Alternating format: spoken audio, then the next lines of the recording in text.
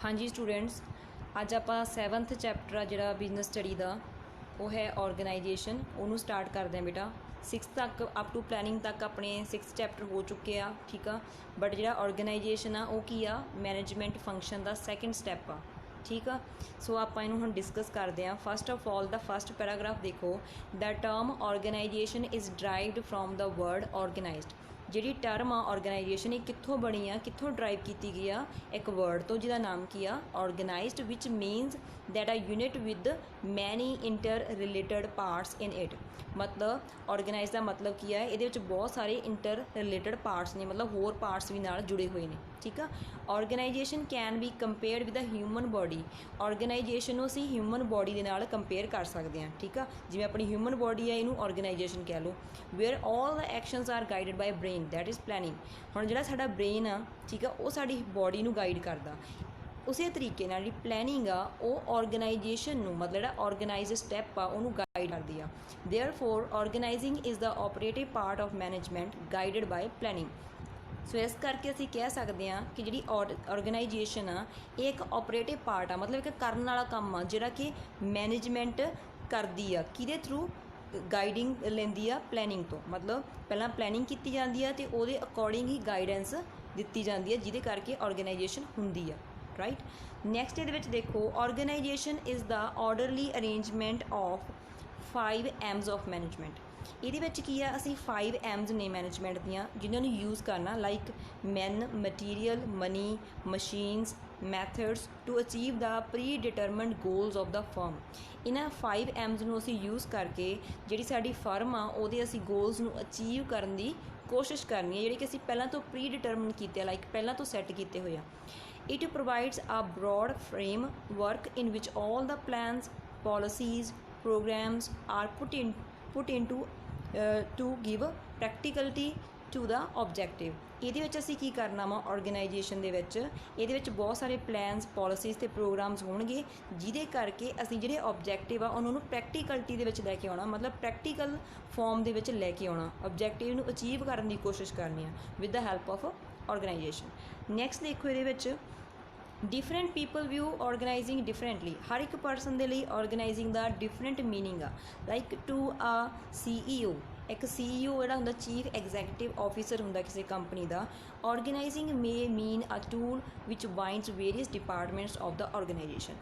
वो परसन के according organization की हो सकती है, एक इदां दा टूल हो सकता जिहड़े बाकी डिपार्टमेंट्स नूं, जिहड़े ऑर्गेनाइजेशन के डिपार्टमेंट है उन्होंने बाइंड करता, जोड़ के रखता।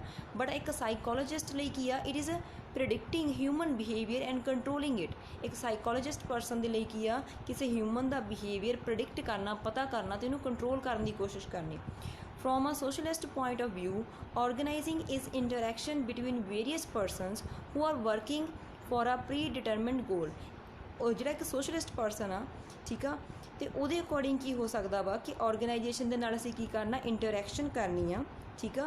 कि कादी इंटरैक्शन करनी है? डिफरेंट पीपल के विचकार, लोगों के विचकार इंटरैक्शन होगी ताकि असीं जिहड़े पहलां तो सैट कीते आ गोल असीं उन्हां नूं की कर सकीए, अचीव कर सकीए। हुण इहदे विच फर्दर अगे 2 पॉइंट आ। बट ऑर्गेनाइजिंग हैज़ 2 एस्पैक्ट्स, ठीक आ। ऑर्गेनाइजिंग दे 2 एस्पैक्ट्स ने। हुण पहला एस्पैक्ट की आ, as a function of management, ठीक आ। एक मैनेजमेंट का फंक्शन है, कौन? Organisation. Organising is bringing together the physical and human resources and integrating them for the implementation of plans. Organising का मतलब है कि असी physical resource and human resource, मतलब मशीनां वगैरह या मनी वगैरह। देखो हुण जो आप 5 M's पढ़े आ, उहदे विच मटीरियल, मनी, मशीन ते मैथड, ये फिजिकल हो गए, ठीक आ। ह्यूमन रिसोर्स मतलब मैन। इन्हां दोनों नूं इकट्ठे करना वा, इंटीग्रेट करना, मतलब जोड़ना वा ताकि असी इंप्लीमेंट कर सकीए प्लान्स में, ठीक है जी। हुण नैक्सट ये है as a process. As a process दे विच देखो, ऑर्गेनाइजिंग एक प्रोसैस आ, किवें? इहदे विच कुछ स्टैप्स ने, लाइक पहला आइडेंटिफाई करना ऑबजैक्टिव्स नूं, साडे ऑबजैक्टिव की आ, असीं काम क्यों कर रहे हैं। दैन ग्रुपिंग द रिलेटेड ऑबजैक्टिव्स, फिर जिहड़े इक्को जिहे ऑबजैक्टिव उन्होंने ग्रुप कर लेना, इकट्ठे कर लेना। असाइनिंग ऑफ ड्यूटीज़, फिर उस तो बाद वंड के ड्यूटीज़ दे देनियां ने।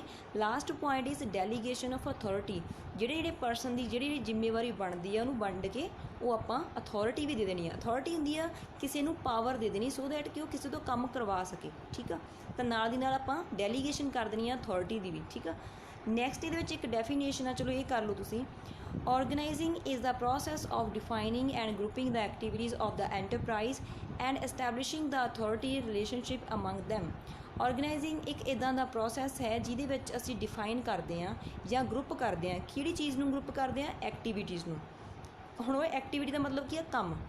ਠੀਕ ਆ, ਅਸੀਂ ਡਿਫਾਈਨ ਕਰਤਾ, ਐਕਸਪਲੇਨ ਕਰਤਾ ਜਾਂ ਗਰੁੱਪਿੰਗ ਕਰਤੀ ਕੰਮਾਂ ਦੀ। ਠੀਕ ਆ, ਕਿਹੜੀ ਚੀਜ਼ ਦੇ ਕੰਮ ਨੇ? ਉਹ ਇੱਕ ਐਂਟਰਪ੍ਰਾਈਜ਼ ਦੇ, ਇੱਕ ਫਰਮ ਦੇ ਕੰਮ ਨੇ। ਠੀਕ ਆ, and establishing the authority relationship among them. ਅਤੇ ਉੱਥੇ ਅਸੀਂ ਅਥਾਰਟੀ ਰਿਸਪੋਂਸੀਬਿਲਿਟੀ ਰਿਲੇਸ਼ਨਸ਼ਿਪ ਨੂੰ ਐਸਟੈਬਲਿਸ਼ ਕਰਨਾ, ਮਤਲਬ ਸਥਾਪਿਤ ਕਰਨਾ ਉਹਨਾਂ ਦੇ ਵਿਚਕਾਰ। ਅਮੰਗ ਦੈਮ ਮਤਲਬ ਉਹਨਾਂ ਦੇ ਵਿਚਕਾਰ, ਰਾਈਟ। ਹੁਣ ਇਹਦੇ ਵਿੱਚ ਇੱਕ ਹੋਰ ਡੈਫੀਨੇਸ਼ਨ ਆ, ਜੇ ਤੁਸੀਂ ਚਾਹੋ ਉਹ ਵੀ ਈਜ਼ੀ ਆ, ਉਹ ਕਰ ਸਕਦੇ ਹੋ।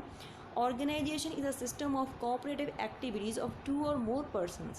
ਅਕੋਰਡਿੰਗ ਟੂ ਬਰਨਾਰਡ ਇਹ ਆ ਕਿ ਆਰਗੇਨਾਈਜੇਸ਼ਨ ਇੱਕ ਇੱਦਾਂ ਦਾ ਸਿਸਟਮ ਆ ਜਿਹਦੇ ਵਿੱਚ ਕੋਆਪਰੇਟਿਵ ਐਕਟੀਵਿਟੀਜ਼, ਮਤਲਬ ਇੱਕ ਦੂਜੇ ਨੂੰ ਸਹਿਯੋਗ ਵਾਲੀਆਂ ਐਕਟੀਵਿਟੀਜ਼ ਕੀਤੀਆਂ ਜਾਂਦੀਆਂ ਨੇ ਬਿਟਵੀਨ 2 ਔਰ ਮੋਰ ਪਰਸਨਸ, 2 ਜਾਂ 2 ਤੋਂ ਵੱਧ ਲੋਕਾਂ ਦੇ ਵਿਚਕਾਰ। ਠੀਕ ਆ, ਨੈਕਸਟ ਹੈਗਾ ਜੀ ਨੇਚਰ ਐਂਡ ਕੈਰੈਕਟਰਿਸਟਿਕਸ। ਉਹ ਆਪਾਂ ਨੈਕਸਟ ਲੈਕਚਰ ਦੇ ਵਿੱਚ ਪੜ੍ਹਦੇ ਹਾਂ। ਓਕੇ।